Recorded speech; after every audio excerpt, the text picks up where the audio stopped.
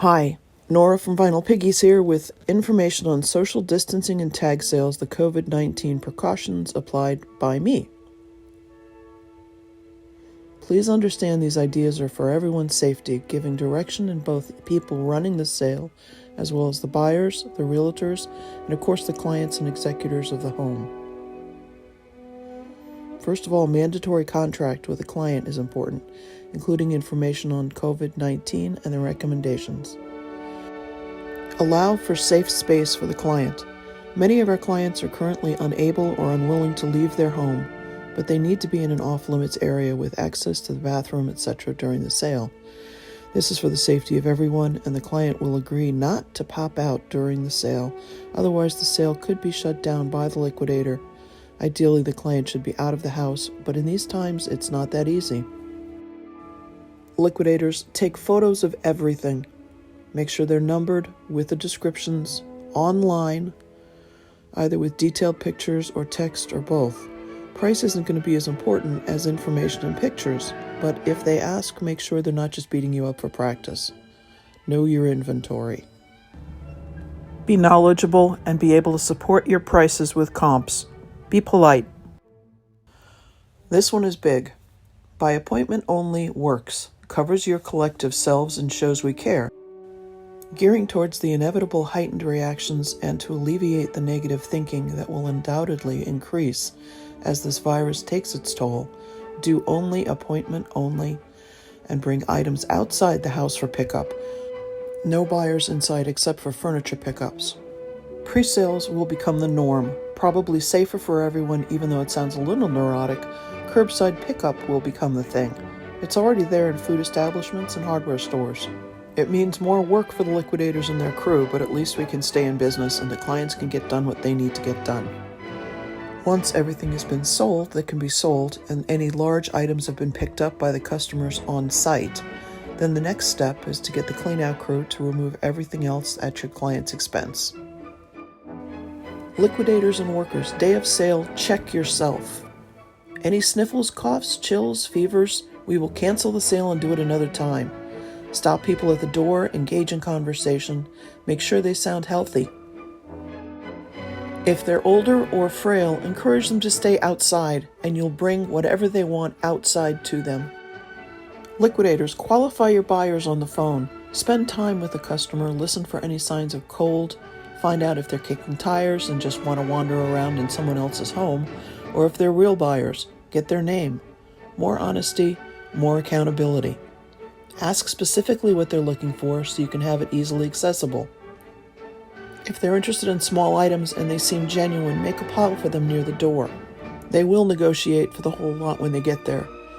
But if they want the high-end items, give them prices up front so they're not doing this for practice.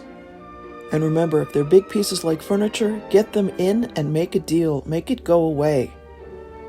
Give the actual address only after qualified. It's okay and important to put the town and general location of the sale on the online description, but not the actual address. Otherwise, you run the risk of getting careless and unmotivated buyers. Liquidators offer alternative pickup. If you know the customer and they're older or they have compromised immune system, take the items with you and either drop them off at their house or keep them for the person until they can get them. Go a little bit out of your way. It'll keep you safe, them safe, and you'll be the hero. Or you can bring it out to their car for the new curbside pickup. Liquidator, give yourself a safe space near the door with room to move away from customers if necessary. Don't sit next to a wall or pinned between tables. I know it feels more secure, but there's nowhere to go if a customer gets too close. Social distance equals 6 feet. No more than 5 to 10 people in the house at a time if the restrictions allow that. Depending on the size of the house, only one person per room. Schedule furniture pickups after the sale, minimize the cars out front, even parking in other locations, and calling them to the house in an orderly fashion.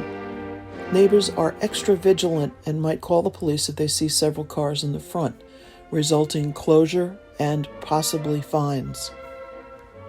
Ask the customer to place money and check on table. Do not take it from their hand. You do the same, put the change on the table, not in their hand. It sounds stupid, it sounds basic. but it's just common sense right now. You can try some of the apps as well. Venmo is good. Look into that. It's like PayPal. Direct deposit into the account, no charge, and unlike charge cards or Square, there are no chargebacks. Another good app that works for me is Apple Cash. Very easy. Keep the doors open. Yes, it's less secure, but with just a handful of people, you should be able to keep tabs on everybody. More importantly, there is no need to touch knobs, less risk. Likewise, keep windows open to improve ventilation. All basic stuff, but we need to be aware of this. If you can, keep gloves and sanitizer at the front door, and some bottled waters under the table. I also offer oranges on their exit. Remember, nervous people need water. Liquidators limit the number of workers.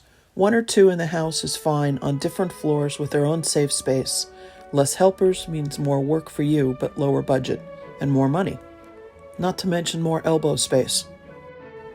Whenever possible, have new bags from the box and hand them out. Don't let customers rummage through them.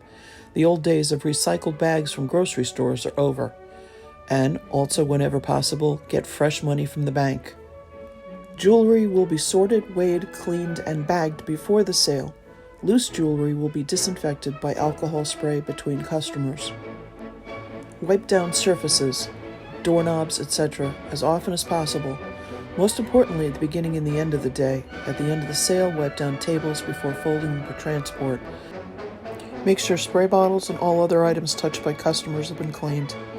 Bag all of the day's personal trash, water bottles, etc., and dispose of them. Don't leave them around for the client to have to pick up after you.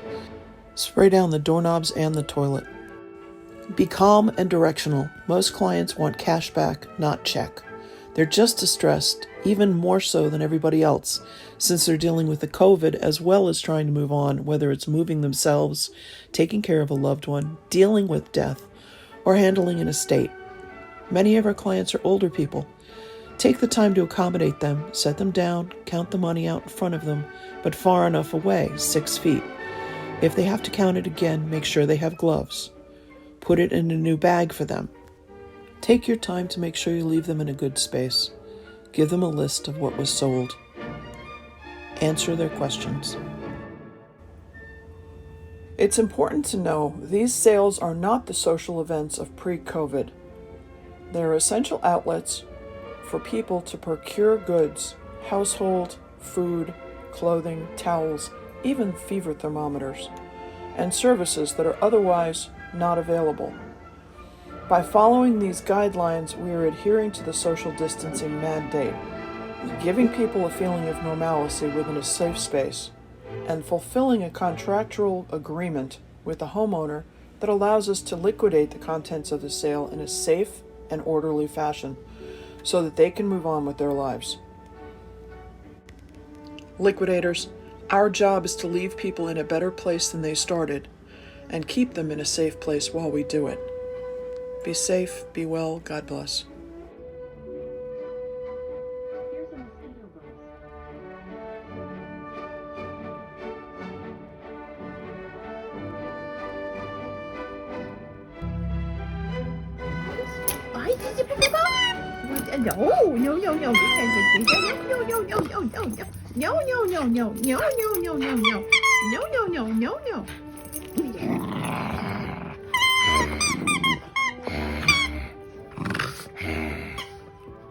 Oh, you're so tough.